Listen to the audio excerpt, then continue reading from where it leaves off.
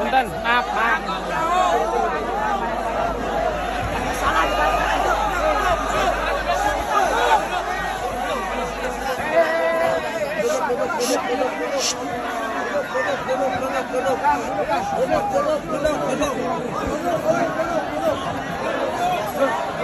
Saya mohon duduk yang rapi. Kalau permintaan duduk yang rapi kita dengarkan.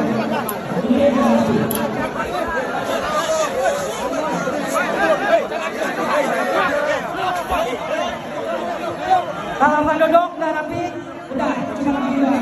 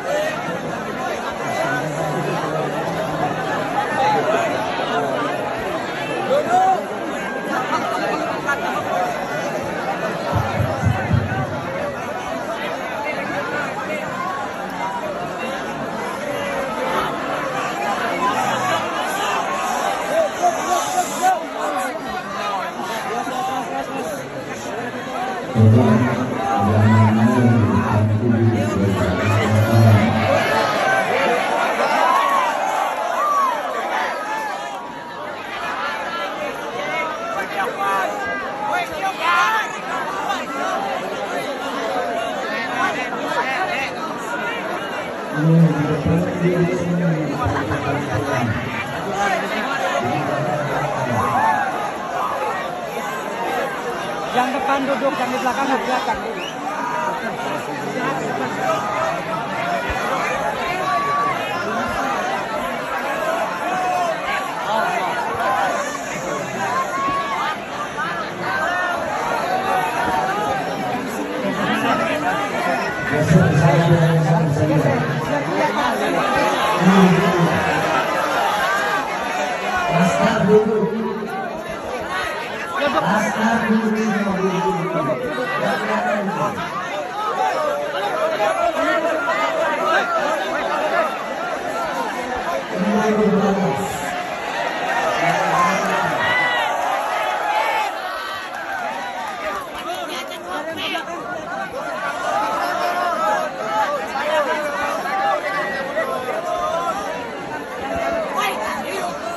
Ayo semua dia, ini udah jam 3.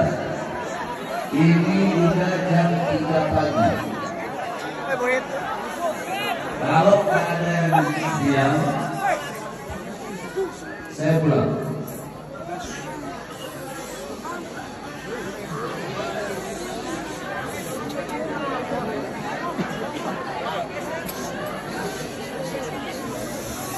Tiga bulan yang lalu saya ceramah di daerah Tangerang ada 7 tempat. Yang 2 tempat saya tinggalkan. Saya lagi ceramah, saya bilang jangan ribut, masih ribut. Saya bilang lagi jangan ribut, masih ribut. Assalamualaikum warahmatullahi wabarakatuh. Langsung saya pergi. Itu saya habis. Habis ngambek bukan ngambek. Takriman wa tashrifan wa ta'liman lil ilm. Untuk memuliakan, untuk mengutamakan ilmu. Itu orang aneh ribut kayak konser, kayak mau nonton dangdut. Kalian bikin saya tontonan, hah?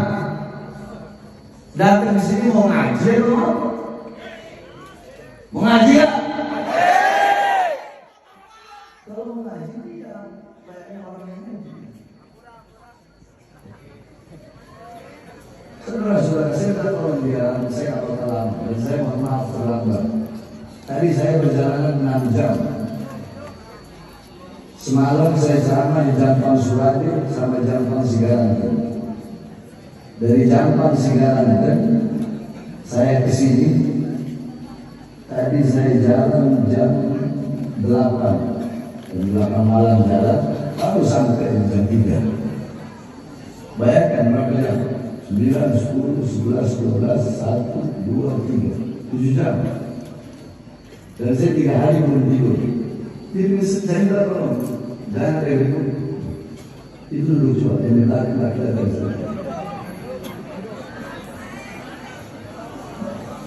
Saya tanya sekali lagi, siap ngaji? Ya.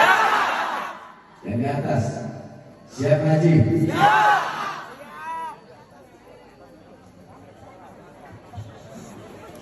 Assalamualaikum warahmatullahi wabarakatuh.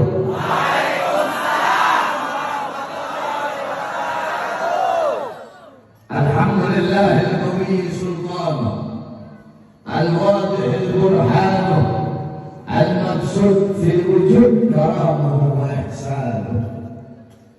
Allahumma salli wa sallim wa barik wa karrim wa azim ala nuril anwar wa sirril asrar wa tiryakil akhyar wa miftahi babil yasar sayyidina wa maulana Muhammad al-Mukhtar wa alihi al-abhar wa ashabihi al-akhyar adada ni'amillah wa ifdalih amma ba'd. Dan saya cintai dan saya muliakan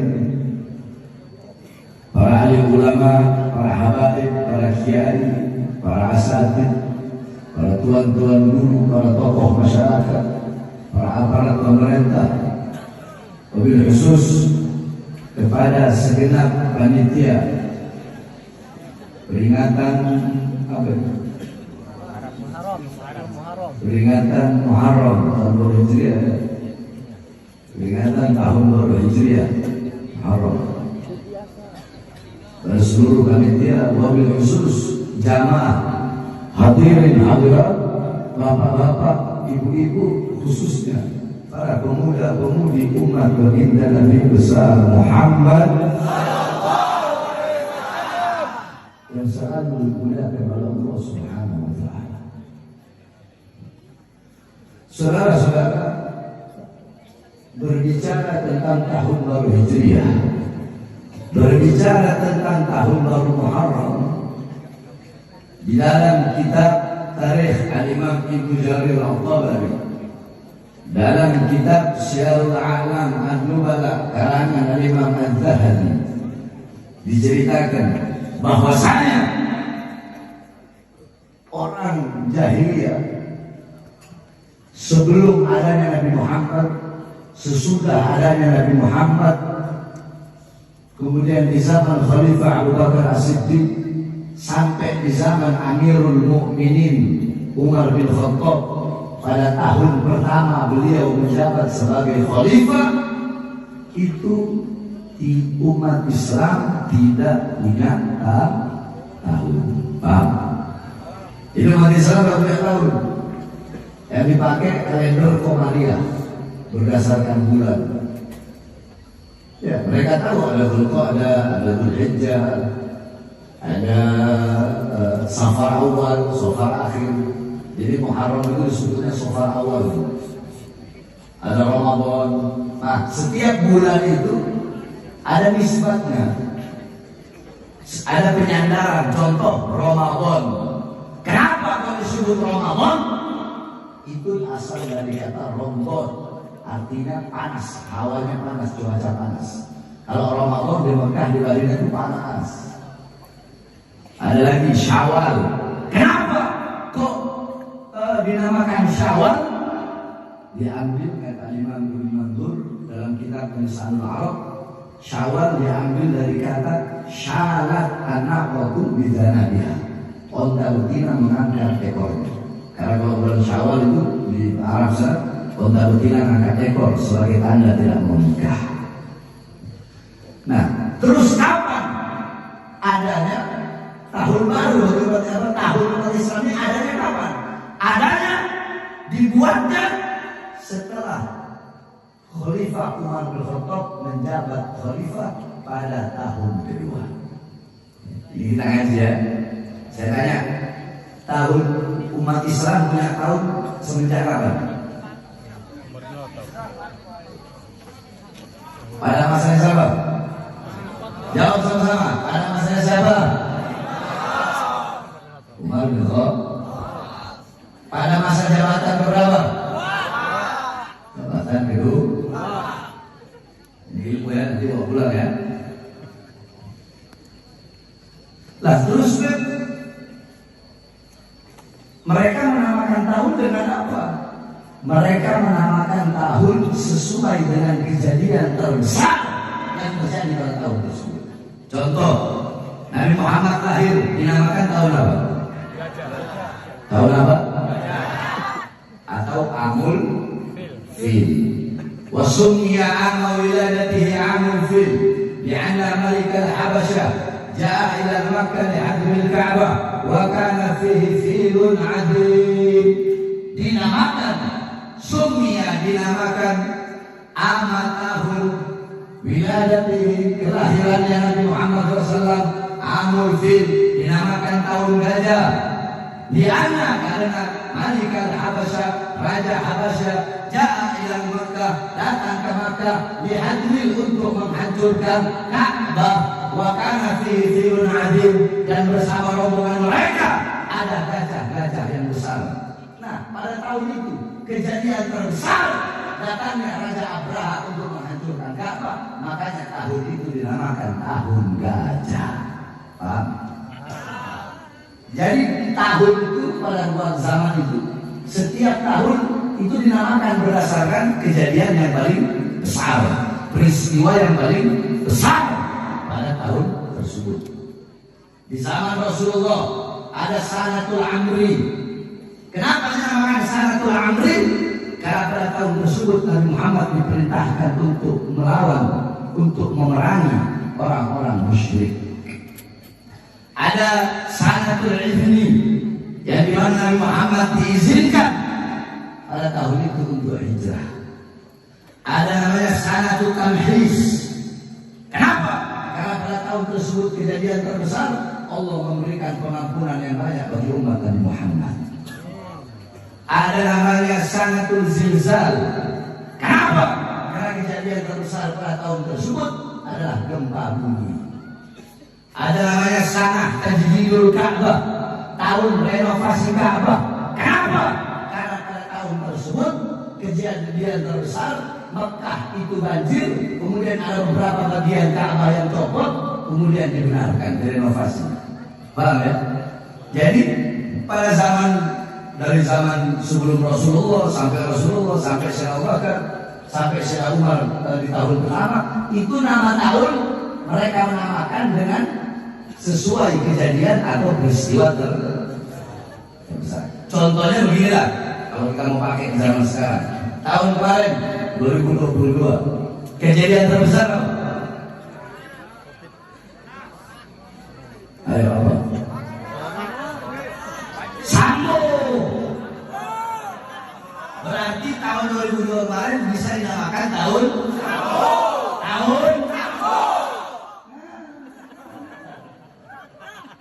Tahun 2023, kejadian terbesarnya apa? Apa? Berarti tahun Zaitun. Si anjing Panji Gumilang.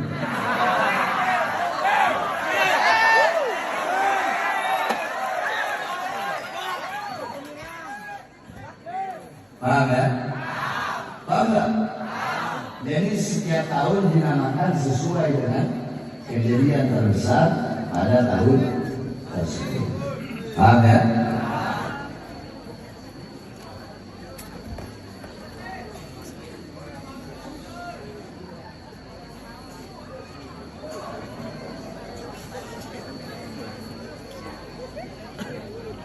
Nah, terus di zaman Khalifah Umar bin Khattab, pada tahun kedua beliau menjabat, beliau menulis surat untuk Abu Musa al-Asy'ari. Untuk siapa?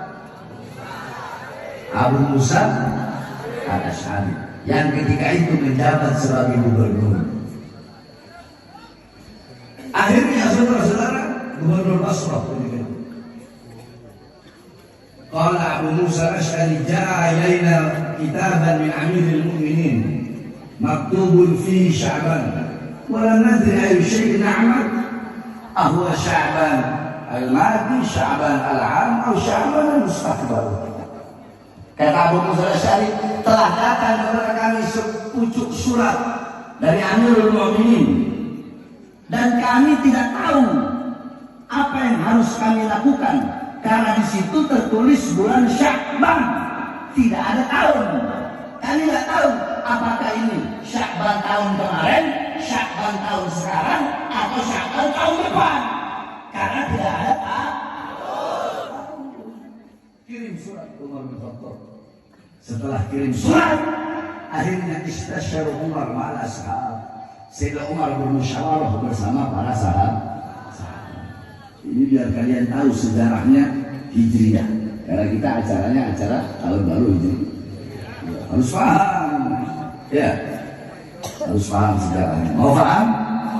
Mau paham? Akhirnya Sayyidina Umar bin Khattab bermusyawarah dengan para sahabat Nabi Muhammad SAW. Dan para sahabat. Ada sahabat yang usul, bagaimana kalau tahun baru?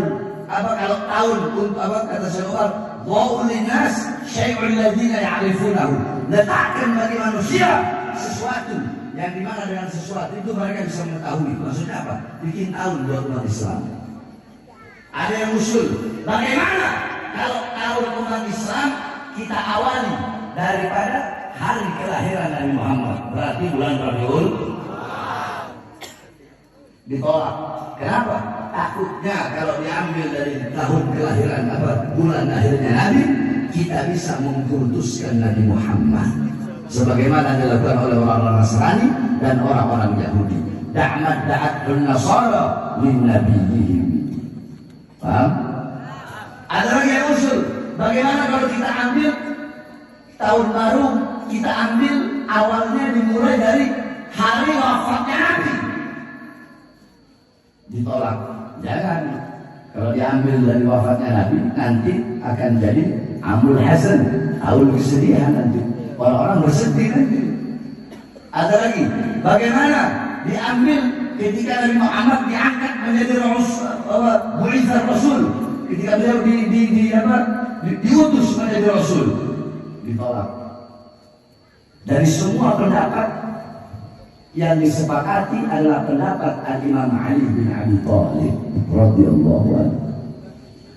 Apa kata beliau? Dha'ul nas, letakkan bagi manusia tahun, ambil min narkil madinatil asnam ila madinatil iman. Letakkan bagi manusia tahun, ambil dari mulai kita meninggalkan negeri berhala menuju negeri iman. Berarti dari mulai kita dari Makkah kita ke Yasrib atau dikenal dengan Madinah.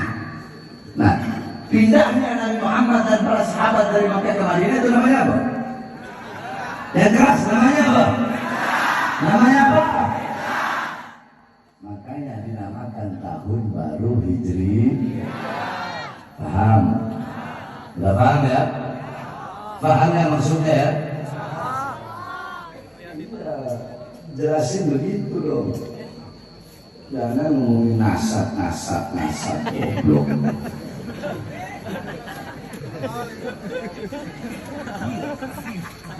Emang gak ada ilmu lain selain ilmu nasab? Paham? Nah, makanya berarti kita harus hijrah. Nah, apa itu hijrah? Mau tahu? Mau tahu? Di sini banyak santri kan? Santri salaf kan? Kalau santri modern nggak suka saya. Santri salaf. Siap ngaji? Siap ngaji? Ikuti saya. Bismillahirrahmanirrahim. Qala Al-Imam Qurtubi rahimahullah. Berkata Imam Qurtubi, semoga Allah merahmatinya wa nafa'ana bi ulumih. Ayo yang di atas ikut ngaji, kenapa lemas kalian? Saya perjalanan 6 jam kemari, kalian cuma duduk di sini, saya jalan mobil begini. Tapi saya tetap semangat, ya kan lemas semua. Semoga Allah merahmatinya wa nafa'ana bi ulumih, Dan semoga Allah memberikan manfaat kepada kita atas ilmu-ilmu beliau. Qala beliau berkata, Al-hijrah intiqal min maudi ila maudi. Hijrah itu adalah pindah dari satu tempat ke tempat yang lainnya. Wa qasdu, dan menyengajai, dan punya maksud, dan punya tujuan. Tarkul awal, meninggalkan tempat yang pertama. Itharon lisani, itharon lisani, menuju tempat yang kedua.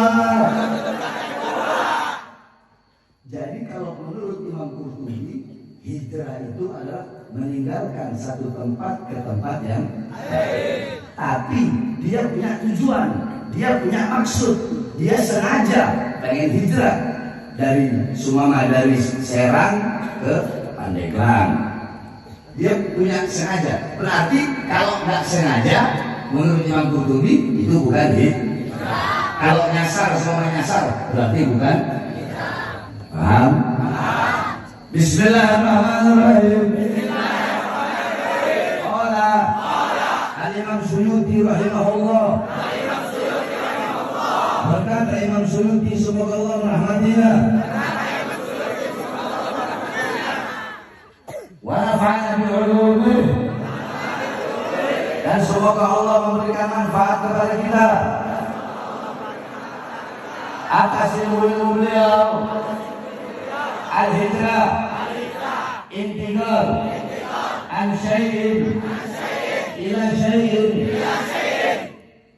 Imam Suyuti berkata, hijrah itu adalah pindah dari sesuatu kepada sesuatu. Jadi kalau Imam Suyuti menafsirkan, mensyarahkan, menjelaskan hijrah itu pindah dari sesuatu kepada sesuatu.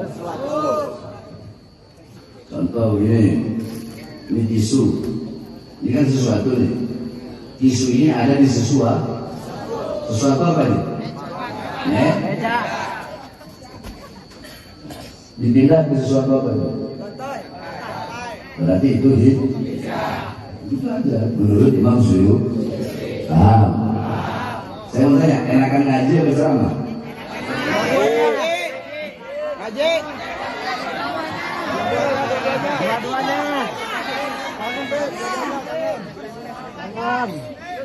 Kalau ceramah kayak kemarin tuh di depan Menko Polhukam. Polisi, siapkan bendera kalian, siapkan senjata kalian, kami siap masuk ke dalam.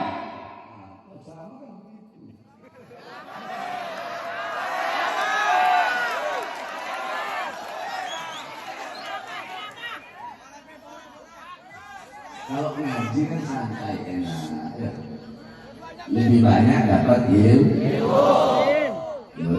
Jangan atur saya. Saya atur kalian, bukan kalian atur saya. Jadi malam ini kita saya lemah sekali. Anggap aja saya buka kitab ya. Bismillahirrahmanirrahim.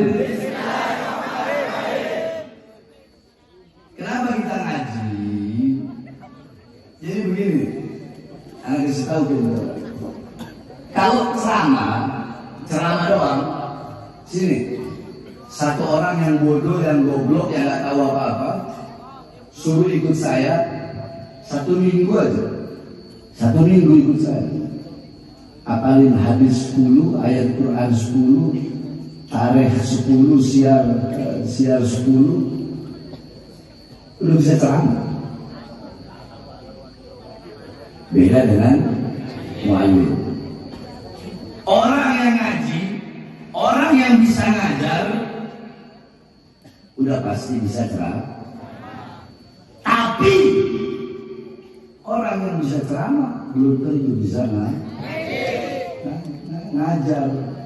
Coba yang Ustaz Supermi, tahu Ustaz Supermi? Mondok tidak pernah. Ustaz instan,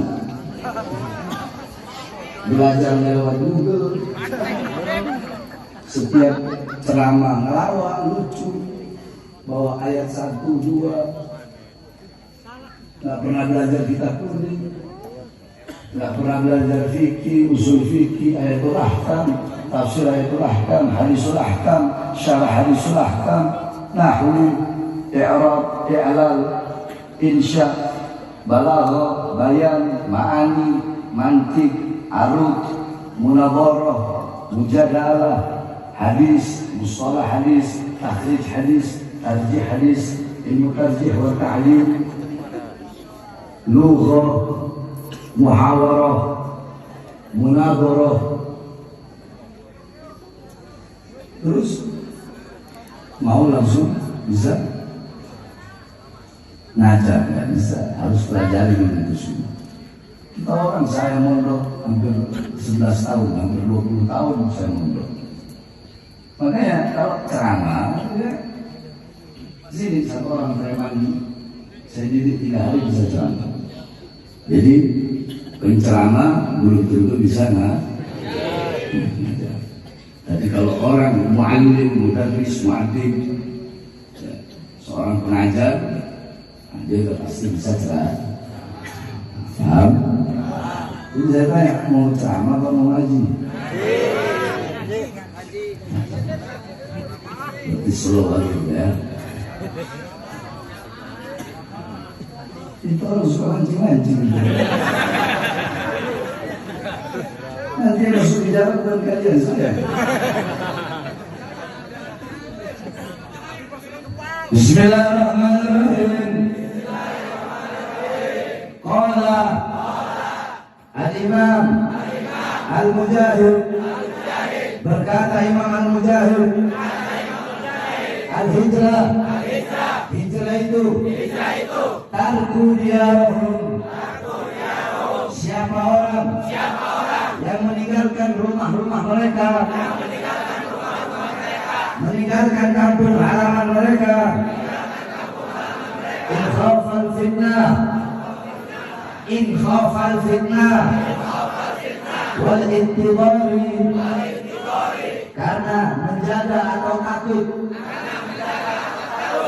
dari fitnah, kerusakan, penindasan, fidatillah, yang dimana hijrahnya karena Allah Ta'ala. Jadi menurut Imam Mujahid, hijrah itu orang yang sumama di sini pada lincah, maksiat di mana-mana, tempat pelacuran di mana-mana, aliran sesat di mana-mana. Dia pengen menyelamatkan dirinya, keluarganya, anak cucunya, maka dia pindah. Contoh, dia pindah ke Pandeglang atau pindah ke Cilegon. Ini perumpamaan aja, paham? Nah, berarti dia orang yang paham? Itu baru 3 yang saya kasih tuh. Imam Qurtubi, Imam Suyuti, Imam Mujahid. Kalau saya mau terusin, ada sekitar 39 ulama. Mau? Kasih ya, kalian gak bisa dengan saya. Intinya saja, sebaik-baiknya, paling benarnya, paling sohehnya pengertian adalah yang disampaikan oleh baginda Nabi besar Muhammad. Qala Rasulullah sallallahu alaihi wasallam, al-muhajir man hajara al-manahullahu anhu. Orang-orang yang berhijrah adalah orang-orang yang meninggalkan apa-apa yang diharamkan dan dilarang oleh Allah Subhanahu wa taala. Itulah paling benarnya pengertian hijrah. Paham? Paham? Itu paling benar.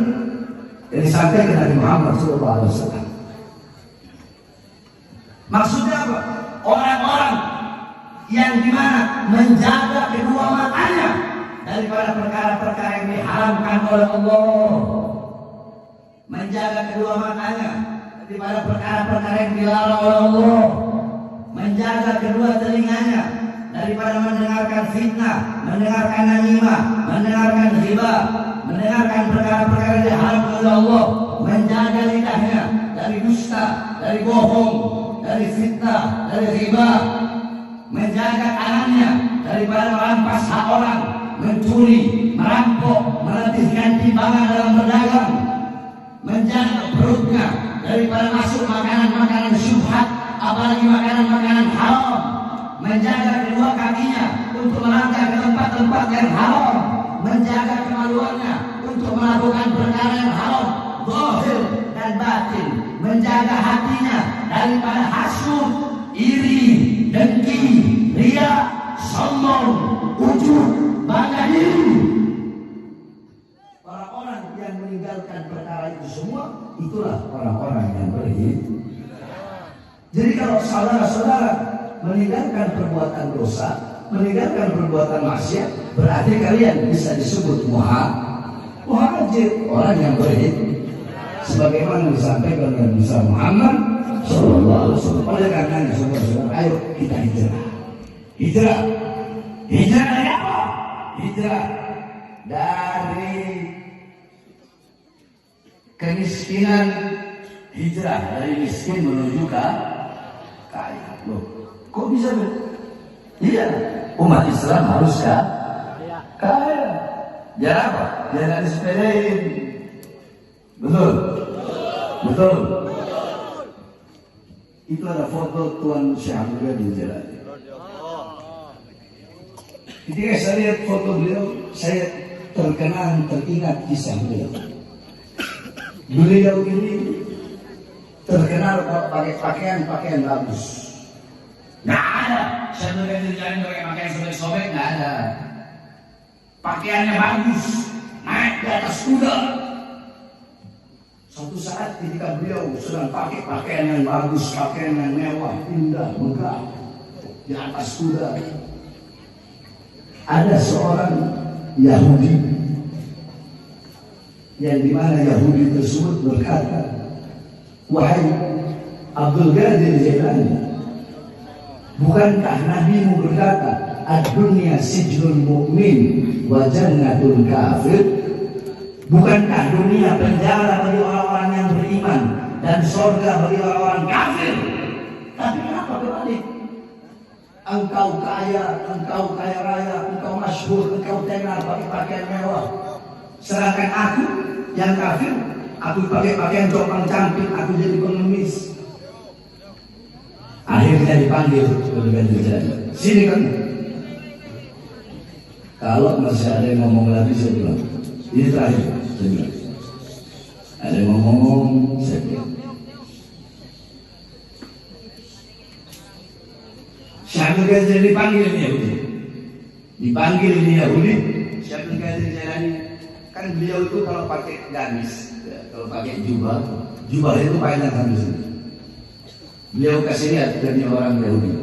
Coba kau lihat ada apa dalam kantong jubah dibuka. Begitu dibuka, ini Yahudi takjub, heran.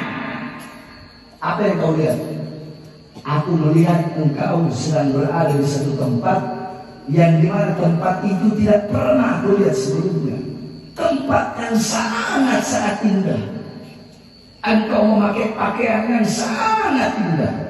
Kata saudara itu, coba kau bayangkan, pakaian yang aku pakai, yang kau lihat di dalam kantongku, dengan pakaian yang aku pakai sekarang, maka pakaian yang aku pakai ini bagaikan pakaian apa? Kalau aku bandingkan pakaian yang kau pakai, yang aku lihat di dalam jubahmu, tempat yang begitu indah dan pakaian yang begitu indah, maka pakaian yang kau pakai ini tidak ada apa-apanya, bagaikan pakaian penjara. Sekarang kau lihat kantong sebelah kiri, dia lihat kantong sebelah kiri, kaget. Kata saudara Zilani, apa yang kau lihat? Aku melihat aku sedang berada di tempat yang sangat mengerikan. Aku sedang berada di tempat yang penuh dengan api. Pakaianku nanah, pakaianku api, pakaianku rantai. Kalau kau bandingkan pakaianmu yang kau lihat di dalam sini dengan pakaian yang kau pakai sekarang, maka pakaian yang kau pakai compang camping ini, kau rasa bagaikan apa? Ya aku rasa bagaikan pakaian sorga. Paham? Paham nggak maksud ceritanya tadi? Itu keramat yang saya berikan. Jadi kita ini, makanya saya heran kalau ada orang bilang, Habib Bahar kok gaya hidupnya begitu mewah, Habib Bahar mobilnya banyak, ada 13, Habib Bahar stylenya, terus saya seperti gue compang camping. Ya. Terus saya ceramah seperti dorong. Ya. Zuhud, tahu zuhud? Tahu zuhud kan? Iya, tapi pernah dengar kata zuhud kan? Zuhud, warok, pernah dengar kan? Zuhud itu, warok itu bukan pakai baju jelek, bukan pakai baju compang camping, bukan itu. Zuhud itu mengosongkan dunia, mengosongkan hati dari dunia, dari harta, pangkat, jabatan, ketenaran, popularitas, tahta, kekuasaan, mengosongkan hati dari dunia dan meletakkan dunia di bawah kaki. Itu namanya zuhud. Jadi orang muslim harus kaya. Orang muslim harus kaya. Harus kaya. Bukankah Nabi Muhammad berkata, kadal fakru an yakuna al-kufra. Hampir-hampir kemiskinan, kefakiran itu mendekati kepada kekafiran. Hampir-hampir orang yang fakir itu hampir mendekati kepada kekafiran. Coba kau lihat zaman sekarang di daerah-daerah terpencil, berapa banyak orang-orang Islam yang susah, yang fakir, iman mereka bisa dibeli dengan Indomie satu kardus. Mereka tinggalkan Allah, tinggalkan Islam demi Indomie satu kardus, demi amplop 100.000, demi beras 1 tahun. Kenapa? Karena fakir. Nabi Muhammad tidak pernah salah. Kata Nabi apa? Hampir-hampir kefakiran bisa membuat terjerumus kepada kekafir. Banyak nggak terjadi sekarang? Banyak nggak? Makanya hijrah dari miskin kepada kaya. Hijrah dari maksiat kepada taubat, dari maksiat kepada taat. Dosa saya banyak, sebanyak apapun dosamu, sebesar apapun dosamu, ada yang lebih besar. Apa? Pintu pengampunan Allah lebih besar dari dosa-dosa yang pernah kita lakukan. Jadi hijrah dari maksiat menuju taubat, dari maksiat menuju taat. Hijrah dari apa? Dari kebodohan menuju kebenaran. Hijrah dari bodoh. Jadilah kalian orang yang pintar, orang yang alim. Biar apa? Biar gak bisa dibodoh-bodohin. Orang sekarang yang pintar aja bisa dibodoh-bodohin, berarti yang bodoh. Kan begitu? Hijrah dari bodoh menuju pintar. Biar apa? Biar gak bisa dibohong-bohongin. Habaib itu tidak ada. Goblok. Ada nggak Ustaz Kiai ngomong gitu? Ada nggak? Kenapa orang pada cemas? Takut enggak? Takut? Hah? Siapa namanya? Siapa namanya? Namanya siapa? Hah? Yang bikin tesis ilmiah itu namanya siapa? Siapa yang keras? Siapa? Imam. Ada yang nanya ke Imam begini, Kiai, apakah ada gelar Habib dalam Islam? Tidak ada. Tidak ada gelar Habib dalam Islam. Justru gelar Habib itu dipakai oleh orang-orang Yahudi yang dimana mereka menganggap diri mereka sebagai Habibullah, kekasih Allah. Jadi Islam tidak ada dalam Islam. Sekelas Kiai berani ngomong tidak ada istilah Habib dalam Islam. Sekarang saya tanya, Habib itu bimakna al-mahbub wal muhib. Habib itu artinya dicintai atau mencintai. Berarti kalau ada yang dicintai, berarti orang itu Habib. Dalam Al-Quran begitu banyak ayat. Inna Allah yuhibbul muqsitin, Allah yuhibbus sabirin, Allah yuhibbu kada. Allah mencintai orang yang taat, Allah mencintai orang yang sabar, Allah mencintai orang yang bertakwa, Allah mencintai orang yang tawabin, orang yang bertaubat. Allah mencintai. Berarti orang yang dicintai tersebut adalah kalau orang yang otaknya pemikirannya luas. Kalau otaknya dangkal, ya dia cuma cari Habib dan di Al-Quran, lafaz Habib yang ada di Al-Quran, ya cuma itu yang Yahudi mengaku sebagai Habibullah tadi. Yang kedua, ini hadis. Perhatikan, saya jawab langsung, saya jawab. Ini hadis. Qala Rasul sallallahu alaihi wasallam, habata alayya Jibril. Faqala Jibril, ya Muhammad, inna Allah yukrimuka salam. Faqala ya habibi. Apa kata Rasulullah? Jibril datang kepadaku dan Jibril berkata, wahai Muhammad, Allah mengucapkan salam untukmu, dan Allah berkata, ya habibi, wahai kekasihku. Habib bukan? Habib bukan? Satu hadis. Hadis yang kedua, habata ilayya Jibril wa Mikail wa Israfil wa Israfil. Faqala Jibril, ya habibi Muhammad. Kata Rasulullah, telah datang kepadaku Jibril, Mikail, Israfil dan Israel. Kemudian Jibril berkata, wahai kekasihku Muhammad.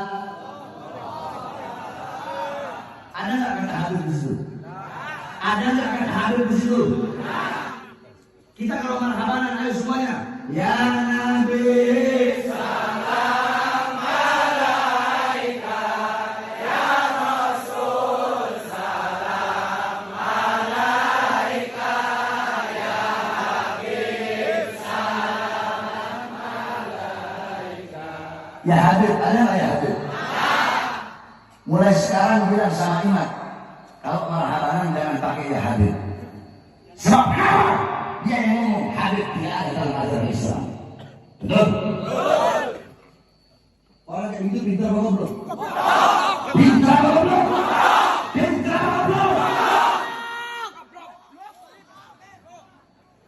Ngerakan Banten siap. Betul? Betul?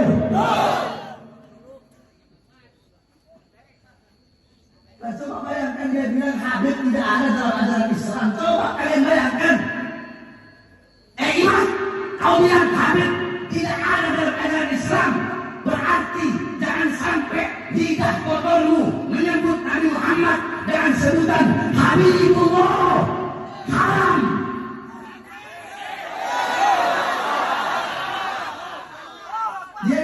nggak ada dalam ajaran berarti pantas nggak lidah kotornya dia? Nggak pantas. Untuk mengucapkan Muhammad Habibullah. Pantas nggak? Pantas nggak? Jadi orang tuh goblok banget heran saya. Hah? Ngaji mana gorong-gorong benar lagi.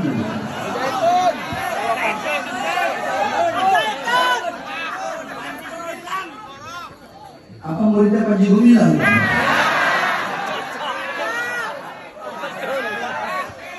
Yang kedua, Kiai, apa hukumnya memanggil dengan sebutan Habib? Apabila orang yang dipanggil dengan sebutan Habib itu bisa membuat dia bangga diri, ujub, riya, yatafakhar bil ansab, maka hukumnya haram.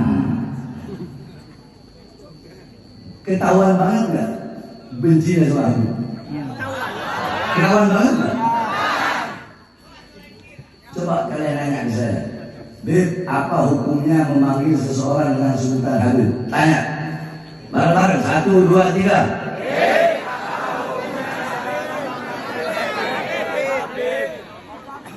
Saya tanya balik, apa hukumnya memanggil seseorang dengan sebutan Ustaz, dengan sebutan Kiai, dengan sebutan Abuya, dengan sebutan Mama, dengan sebutan ajaran? Apa hukumnya?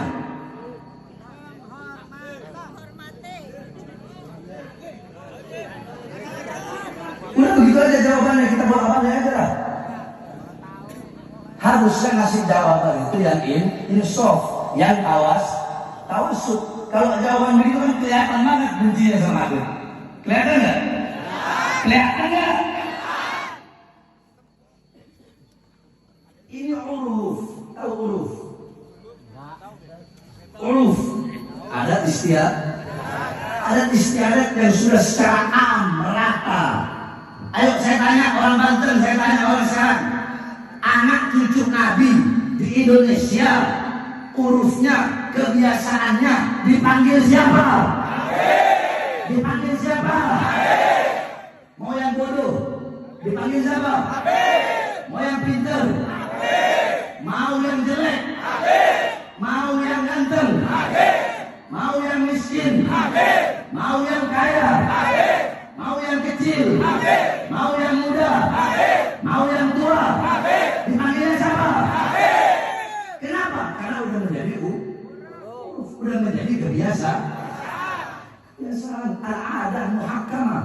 Adat itu bisa menjadi hukum. Contoh di Al-Quran. Di Al-Quran memang ada zakat fitrah harus pakai beras. Ada nggak? Sehingga yang dipakai adalah adat. Kebiasaan masyarakat setempat itu makanan pokoknya apa? Kalau makanan pokoknya gandum, zakat fitrahnya pakai gandum. Kalau kebiasaannya adatnya pakai beras, ya pakai beras. Kalau kasih jawaban itu jangan bikin bodoh umat, kasihan. Iblis, tahu iblis? Iblis itu tugasnya untuk menghilangkan iman dari hati orang-orang yang beriman. Nah, sekarang mulai banyak muncul ya, ustadz iblis bersorban, bukan ustadz. Iblis pakai imamah, pakai rida, tapi ingin menghilangkan. Masih mending kalau dia mau menghilangkan cinta. Ini enggak, dia mau menghilangkan keyakinan, mau menghilangkan keyakinan dan kepercayaan umat bahwasanya keturunan Rasulullah dari jalur Sayyidina Ubaidillah bin Ahmad Al-Muhajir itu tidak ada. Yakni habaib Indonesia itu enggak ada. Coba bayangkan sampai segitunya hasudnya, irinya. Semua itu kenapa? Semua itu timbul karena hasud. Saya tahu, bukan nggak tahu. Saya tahu si iman itu dia hasud, iri, dengki, kasihan. Makanya di otaknya dia tiap hari bahar bismillah, bahar bismillah, bahar bismillah, bahar bismillah, bahar bismillah, bangun tidur bahar bismillah, bahar bismillah. Kan dia kan bilang, saya membuat tesis ilmiah ini karena dengan adanya oknum Habib yang pernah berkata di persidangan, Muhammad kakekmu atau kakekku. Itu kan aneh. Imat, sebut aja nama saya, Imat. Kenapa nggak berani sebut nama saya? Padahal waktu di persidangan itu, saya menyebut itu saya menukil kata-kata Imam Ali Zainal Abidin. Makanya Imat nonton yang bener. Saya praktekkan apa yang disampaikan oleh Imam Ali Zainal Abidin. Muhammad ya Yazid, Muhammad jadat atau jadi. Lalu qulta Muhammad jadat faqad kalabta. Imam Ali Zainal Abidin belum pernah bilang kepada Yazid, wah Yazid, Muhammad kakekmu atau kakekku. Kalau kau bilang Muhammad kakekmu, maka kau telah berdusta. Dan kalau kau bilang Muhammad kakekku, kenapa kau bantai ayahku?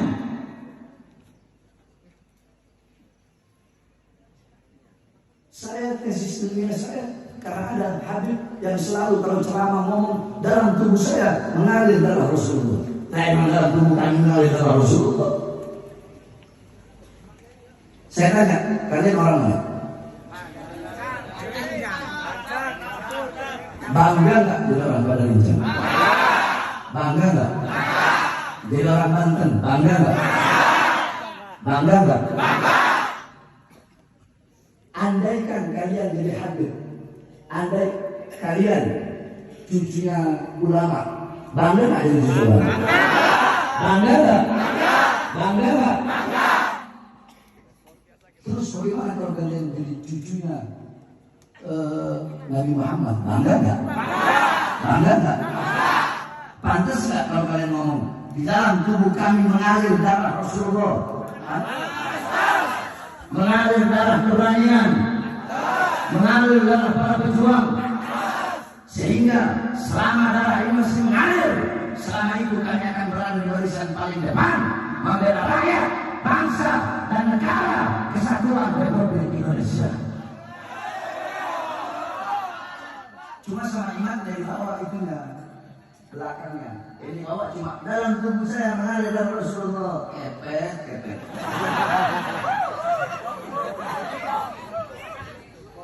Susah kalau hasut, susah hasut. Ya mungkin ya wajar lah. Saya kan kalau ceramah di daerah, Iman kan dia di Tangerang. Saya kalau ceramah di Tangerang itu yang hadir puluhan ribu. Satu malam itu bisa 7 tempat. Ya wajar saja. Ada masalah. Ini jadi bahan jamaahnya kok banyak banget. Sampai jam 4 ditungguin, sampai jam 5 ditungguin. 3 tungguin. Jadi apa namanya? Hasut, iri, dengki. Baru kemarin ngomong, kami ada terah keilmuan dari ini, terah kebijaksanaan dari ini, terah kelicikan dari ini. Ada liciknya dulu. Terah preman dari Sunan Kalijaga. Karena Sunan Kalijaga dulu preman. Jadi kami punya terah, mau terah alim, mau terah ilmu, mau terah bijaksana, mau terah licik, mau terah preman. Pilih mau yang mana? Ayo, saya siap. Oke, berarti tantangan kan juga. Tantangan bukan? Tantangan bukan?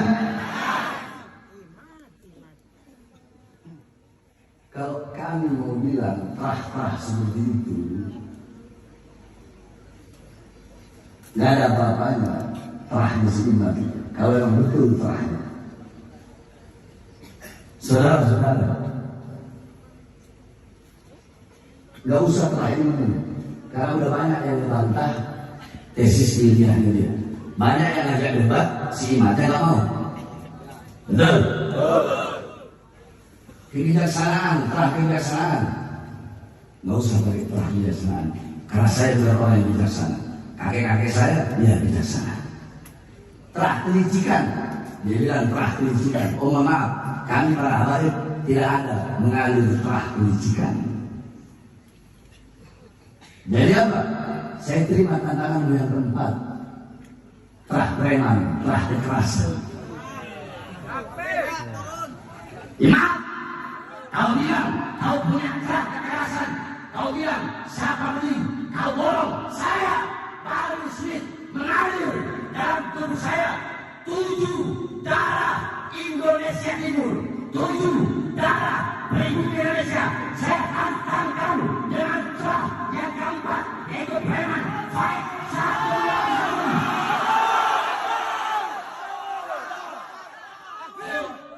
Gak usah pakai ilmu, gak usah pakai kebiasaan, gak usah pakai kelicikan. 1 orang 1. Lihat siapa yang mati, saya atau kalian mati. Ayo, saya pilih kamu.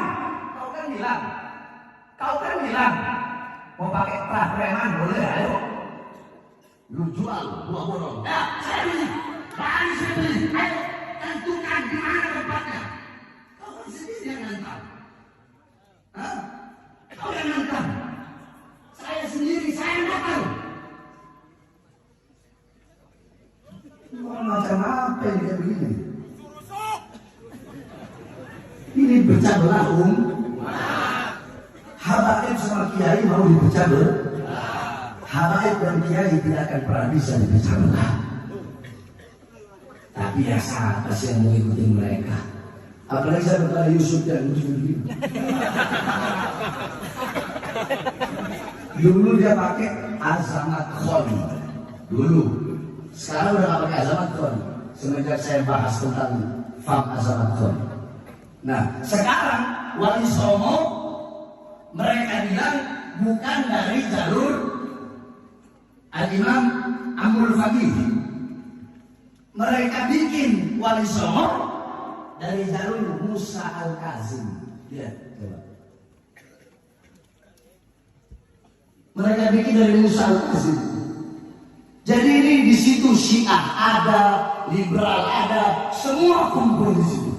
Jadi ini udah mereka rencanakan dari jauh. Saudara-saudara, paham? Jadi saya orang Banten terpengaruh apa tidak? Terpengaruh apa tidak? Terpengaruh apa tidak? Aja terpengaruh sih, Pak. Betul? Betul? Bilang sama Iman. Bilang. Ini video kasih dia. Dia kan bilang mau pakai terah preman boleh. Ayo. Mau preman anak saya tahu.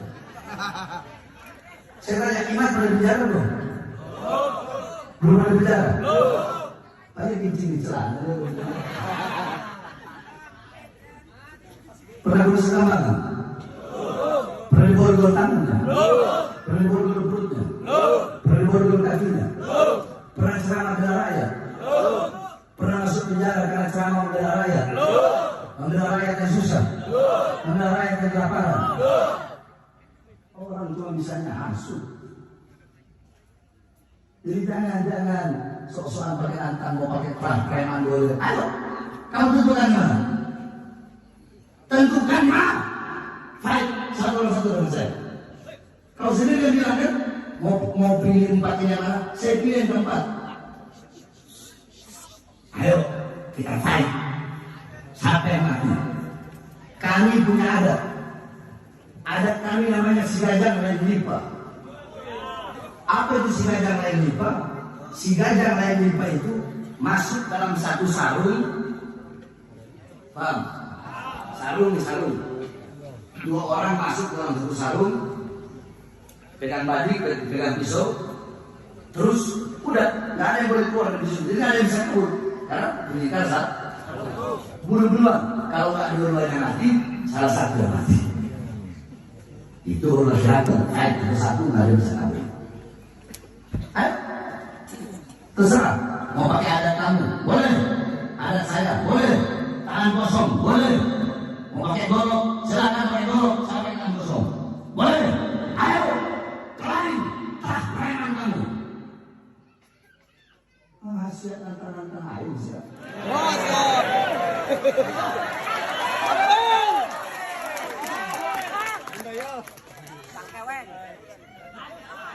Makanya hit dari bodoh menuju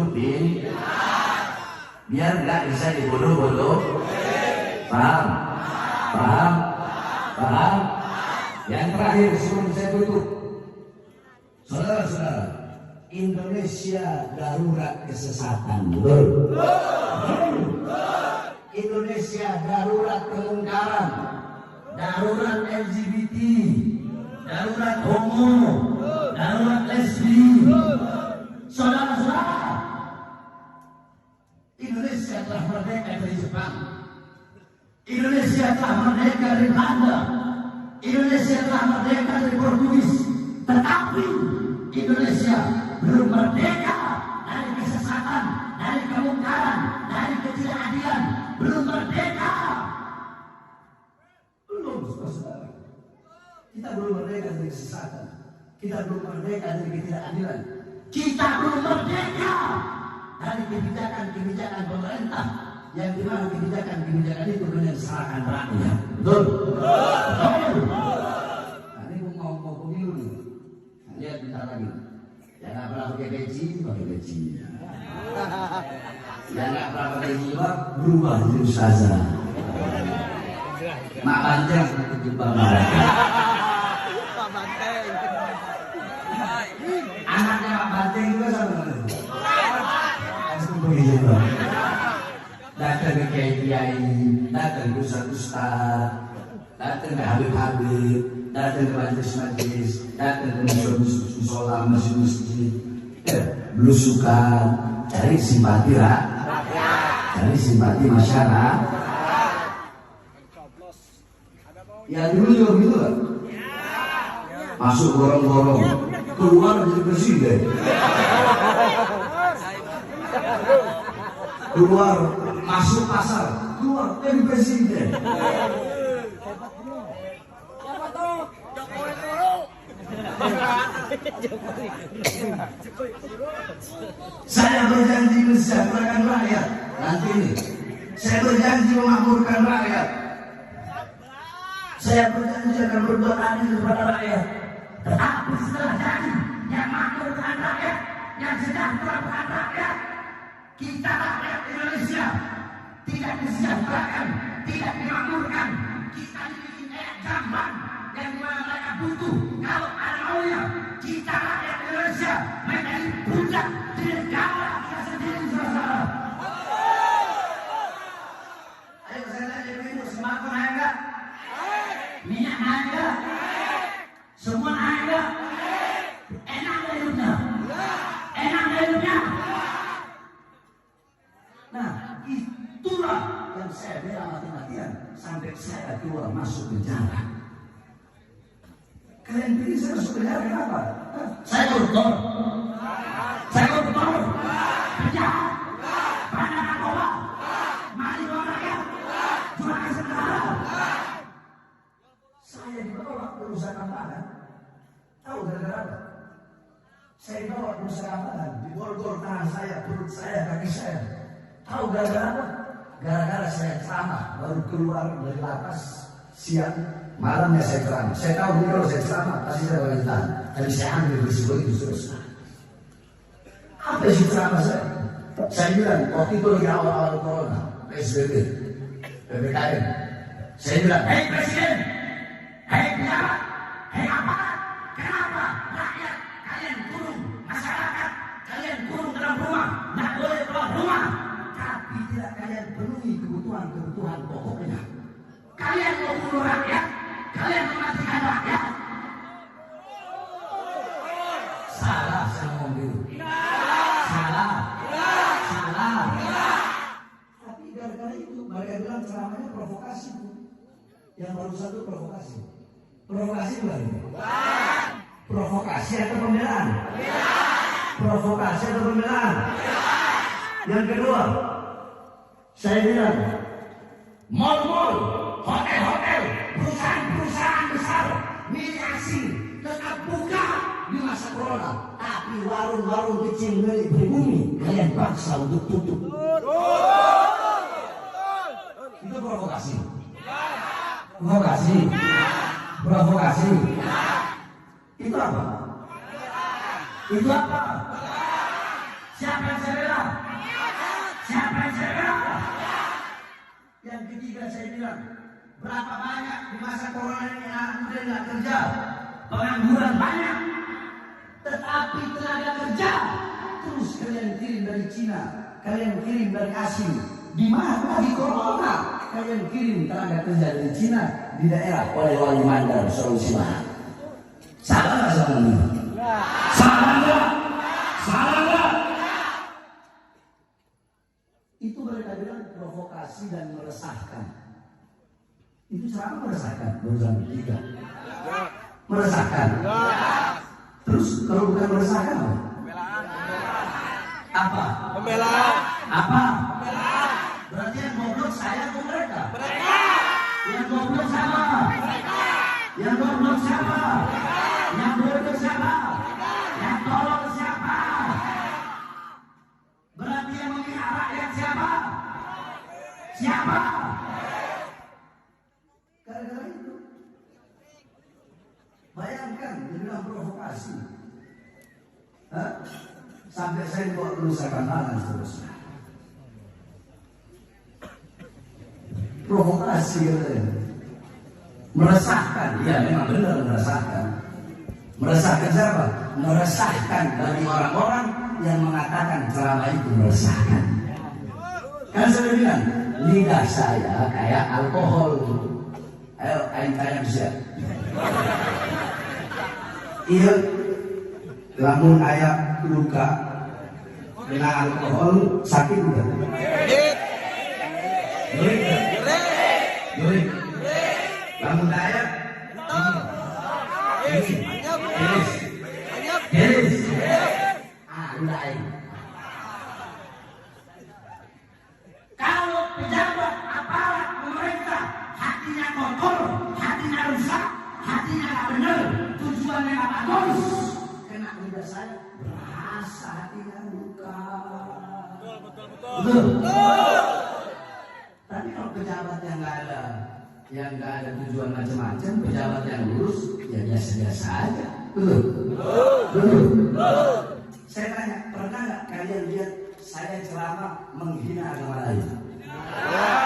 Pernah nggak?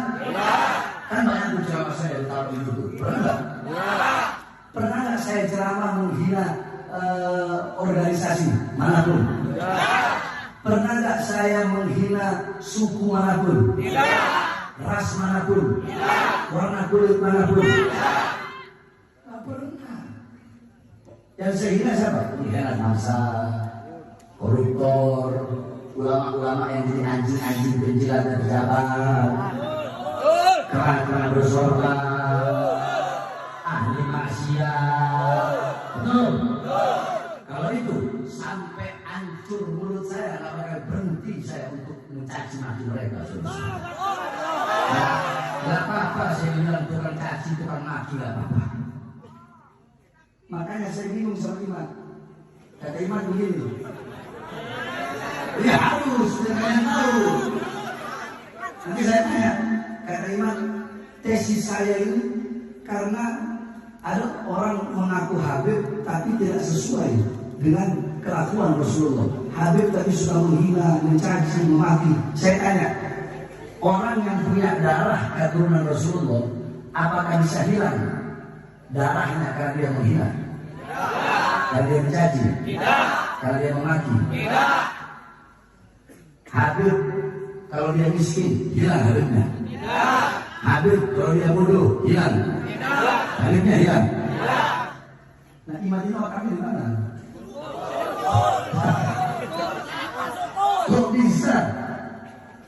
Kok bisa menafikan Habib hanya gara-gara ada oknum-oknum Habib yang tidak sesuai katanya dengan ajaran Datuk Hidayat Badir dan Nabi besar Muhammad. Ini kan gak masuk akal, gak masuk akal, kan? Habib itu yang menjadikan seseorang Habib bukan harta, bukan perbuatan, bukan perkataan, bukan wajah, bukan hidungnya mancung, bukan. Tapi kalau dalam tubuhnya mengalir nama Rasulullah, tercatat dalam Rabitul Alawiyah, tercatat dalam Nawabatul Ashraful Kubro, punya buku nasab, jelas, nyambung sampai Rasulullah. Jadi Habib mau apa pun dia, mau dia pedagang kayak, mau dia bukan, walaupun bukan penceramah, paham? Jadi jangan salah mengartikan Habib. Ini mau jadi Habib. Tanggung jawabnya berat, siapa yang mau jadi Habib?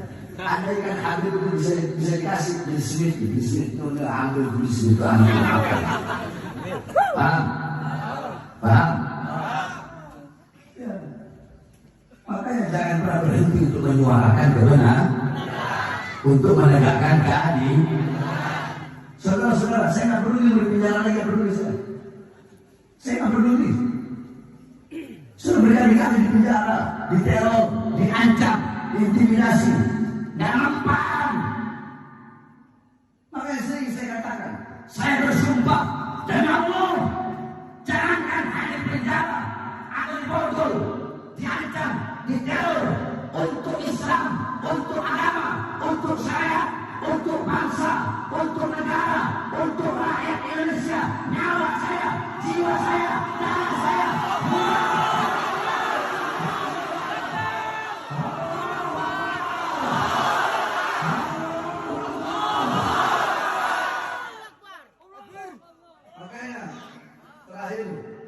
Masalah zaitun.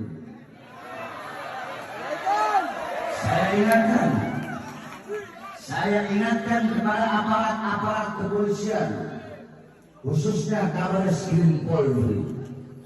Cukup, kami umat Islam sudah sabar, betul.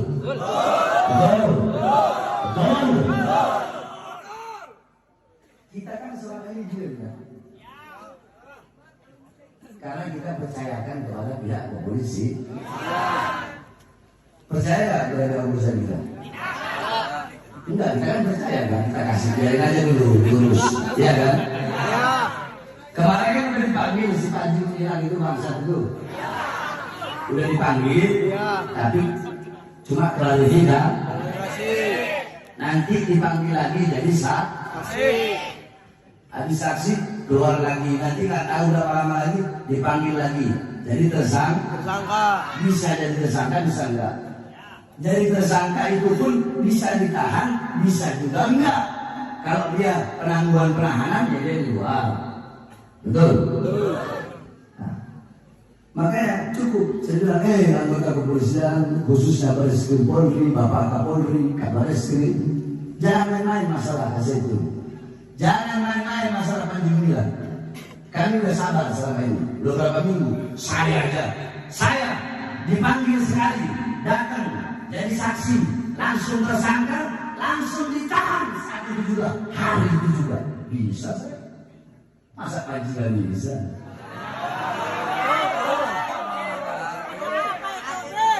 Apa saya mungkin atensi dari paling atas mungkin? Hah? Habib Rizik hari itu diperiksa jadi saksi, hari itu tersangka, hari itu juga ditahan. Ini penista agama, bejat, biadab, sesat, menyesatkan. Pakai klarifikasi dulu. Pernah ada nggak? Adil nggak? Adil nggak? Adil nggak? Jadi cukup kami sama ini sabar. Udah berminggu-minggu. Jangan sampai kesalahan kami umat Islam hilang. Jadi jangan sampai nantinya saya khawatir ada lobby-lobby politik sehingga Panji Gumilang nggak ditahan. Itu yang saya khawatirkan. Ingat kata-kata saya.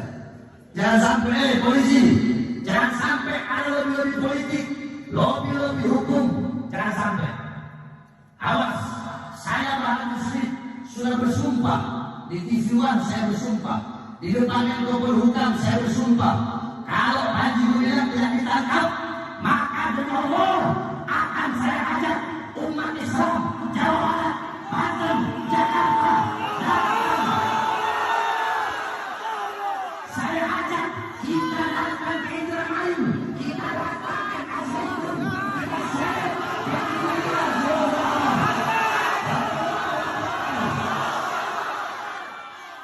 Kita gantung Panji di Monas, betul? Betul. Kita gantung di Monas, baru kita lempar jumroh. Kita lempar jumroh sampai mati. Iya kan?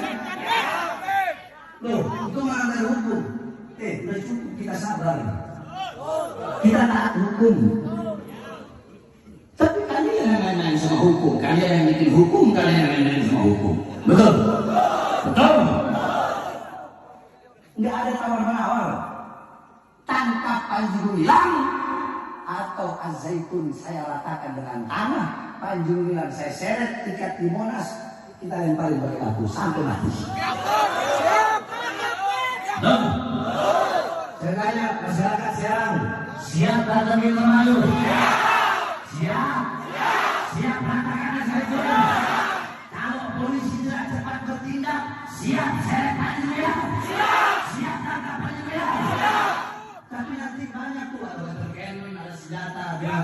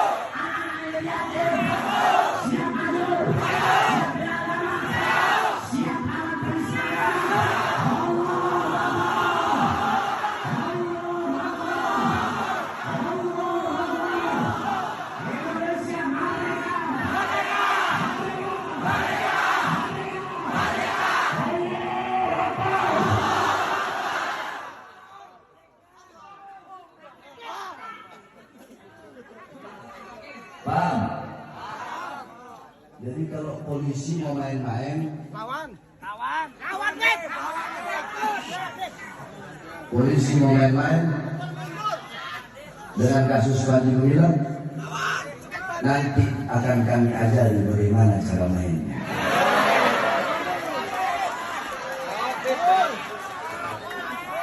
Mau main-main dengan kami, mau main-main dengan kami, kami ajari bagaimana cara mainnya. Benar, benar, benar. Alhamdulillah, saya senang. Tadinya saya sakit, dada sini sesak di mobil tadi. Tapi melihat jamaah begini banyak, antusias. Jam 4 sekarang. Jam berapa? Jam 4 kurang 10 menit. Sampai jam 4 nunggu. Nah, semangat yang seperti ini yang bikin saya itu jadi pengen hadir lagi.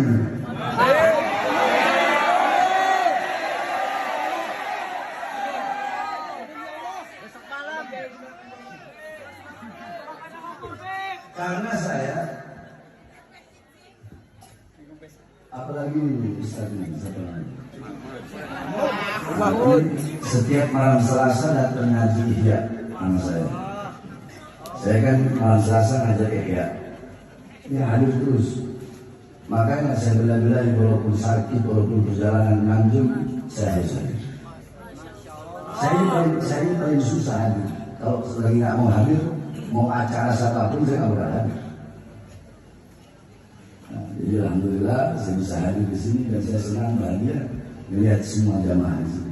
Mudah-mudahan semua jamaah yang hadir di sini Allah Subhanahu wa taala kabulkan semua. Di bulan yang penuh dengan kemuliaan ini. Semoga Allah kabulkan hajat dunia, hajat akhirat. Saya baca Fatihah. Nanti pas saya berhenti, sebutkan apa hajat-hajat kalian semua. بسم الله الرحمن الرحيم اللهم إنا نسألك خير الأسئلة وخير الدعاء وخير النجاة وخير الأعمال وخير الحياة وخير الممات وثبتنا وثكل موادانا وحكم إيمانا وأنت مولانا فانصرنا بقوم الكافرين والظالم الكاذب الفاسقين اللهم ببركة الشهر الحرور محرم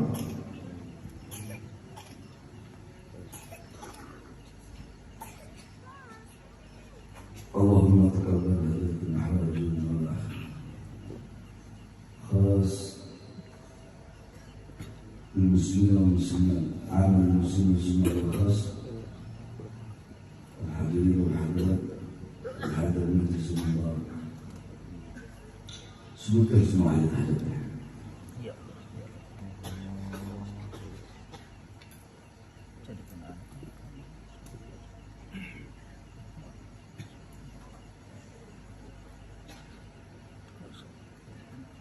بسم الله بابنا تبارك حيطاننا ياسين سقفنا كاف ها يا عين صاد كفايتنا حميم عين سين قاف حمايتنا فسيكفيكهم الله سميع عليم فسيكفيكهم الله سميع عليم فسيكفيكهم الله سميع عليم على هذه النية وعلى بلد صالح الحمد لله بسم الفاتحة